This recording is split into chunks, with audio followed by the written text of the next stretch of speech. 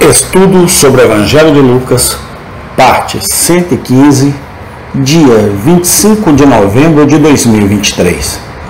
A autoridade de Jesus questionada. Lucas capítulo 20, do versículo 1 ao 8. E aconteceu, um daqueles dias, que estando ele ensinando o povo no templo e anunciando o Evangelho, sobrevieram os principais dos sacerdotes e os escribas com os anciãos, e falaram-lhe, dizendo: Dizem-nos, com que autoridade fazes estas coisas? Ou, quem é que te deu esta autoridade? E respondendo ele, disse-lhes: Também eu vos farei uma pergunta. Dizei-me, pois, o batismo de João era do céu ou dos homens? E eles arrazoavam entre si, dizendo: Se dissermos do céu, ele nos dirá então: Por que não creste? E se dissermos dos homens, todo o povo nos apedrejará, pois tem por certo que João era profeta. E responderam que não sabia de onde era. E Jesus lhes disse: Tampouco vos direi com que autoridade faço isto. Lucas 20, 1 a 8. Observemos, em primeiro lugar, nesta passagem, a exigência que os principais sacerdotes e escribas fizeram ao nosso Senhor. Diga-nos, disseram eles, com que autoridade você faz essas coisas? E quem lhe deu essa autoridade? O espírito que motivou essa exigência é evidente demais para ser enganado. Esses homens odiavam e invejavam a Cristo. Eles viram sua influência aumentar. Eles viram seu próprio poder diminuindo. Resolveram, se possível, interromper o progresso desse novo professor. E o ponto em que eles atacaram foi a sua autoridade. Eles deveriam ter examinado suas obras poderosas. Seu ensino, eles deveriam, com toda a justiça, comparar com as suas próprias escrituras. Mas eles se recusaram a fazer um curso ou outro. Eles preferiram questionar sua autoridade. Todo cristão sincero que tenta fazer o bem no mundo deve decidir ser tratado como seu mestre. Ele nunca deve se surpreender ao descobrir que os hipócritas e os mundanos não gostam de seus caminhos. A legalidade de seu processo será constantemente questionada. Ele será considerado intrometido, desordeiro, presunçoso, um sujeito pestilento e um perturbador de Israel.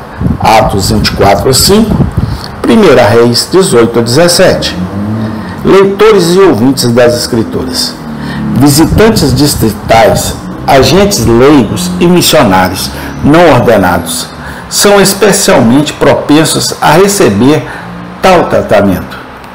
E o pior de tudo, muitas vezes eles encontrarão inimigos onde deveriam encontrar amigos.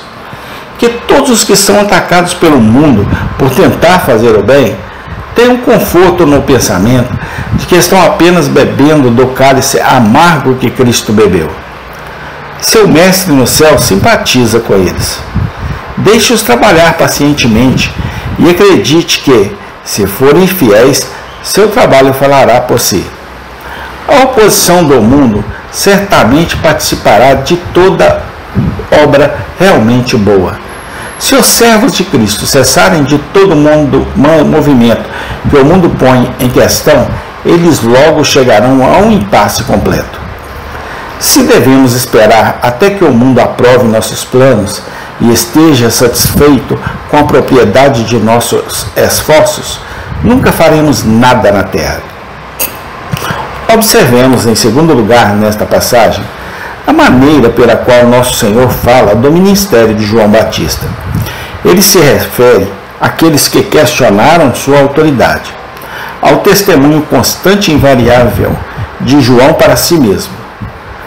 Eles não deveriam se lembrar de como João havia falado dele como o Cordeiro de Deus, como aquele cujas fivelas dos sapatos ele não era digno de desatar, como alguém que tinha o leque na mão e tinha o espírito sem medida, eles não se lembrassem de que eles e toda Jerusalém tinham ido ao batismo de João e confessado que João era um profeta? No entanto, João sempre lhes disse claramente que Cristo era o Messias. Certamente, se eles fossem honestos, então eles não viriam agora para questionar sua autoridade. Se eles realmente acreditavam que João era um profeta enviado por Deus, então eles eram obrigados a acreditar que Jesus era o Cristo. Pode-se razoavelmente duvidar se a importância do ministério de João Batista é geralmente compreendida pelos cristãos. O brilho da história de Nosso Senhor ofusca a história de seu precursor, e o resultado é que o batismo e a pregação de João não recebem a atenção que merecem.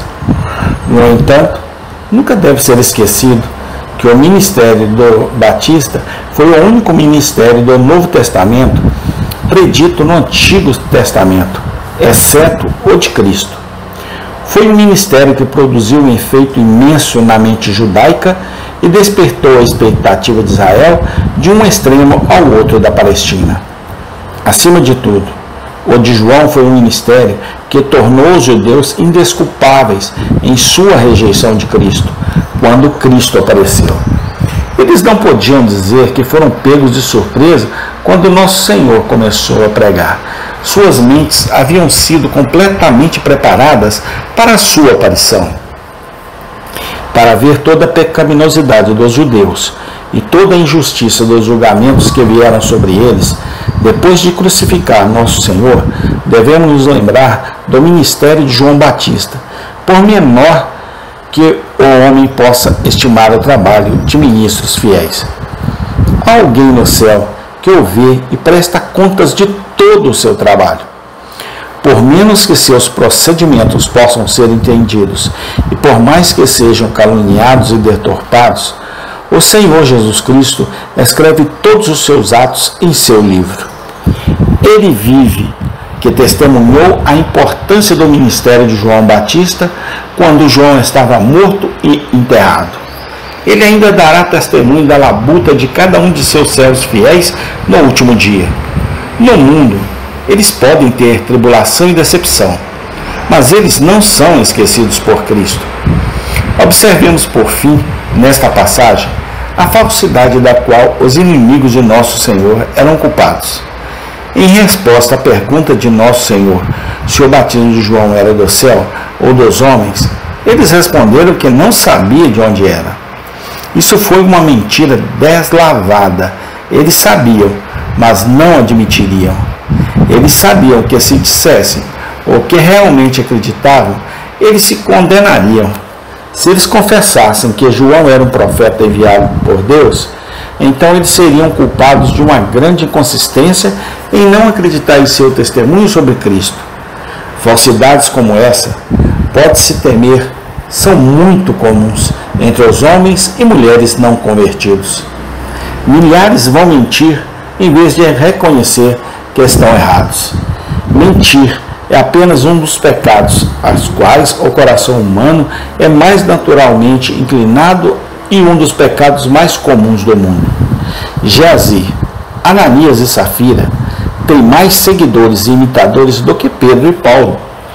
O número de mentiras que são constantemente contados pelos homens e mulheres para salvar seu próprio crédito e encobrir sua própria maldade é provavelmente muito maior do que estamos cientes. O verdadeiro servo de Cristo fará bem em se lembrar dessas coisas enquanto viaja por este mundo. Ele não deve acreditar em tudo o que ouve, e especialmente na questão da religião. Ele não deve supor que os homens não convertidos realmente acreditam em tudo o que dizem em seus próprios corações. Muitas vezes sentem mais do que parecem sentir. Eles costumam dizer coisas contra a religião e as pessoas religiosas que secretamente sabem ser falsas. Eles muitas vezes sabem que o Evangelho é verdadeiro, mas não têm coragem de confessá-lo. Eles geralmente sabem que a vida dos cristãos é certa, mas são orgulhosos demais para dizer isso. Os principais sacerdotes e escribas não são as únicas pessoas que agem desonestamente na religião e dizem o que sabem ser falso. Então deixe o servo de Cristo seguir seu caminho pacientemente.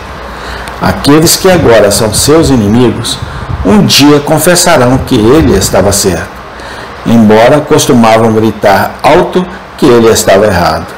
Amém. Tem continuação. Obrigado, Senhor, pela tua graça e misericórdia para com minha vida, para com nossas vidas. Pai, manifesta o seu poder nestes últimos dias, para que possamos salvar mais almas do caminho do inferno. Graças te damos, Senhor Deus, no nome do Senhor Jesus Cristo. Amém.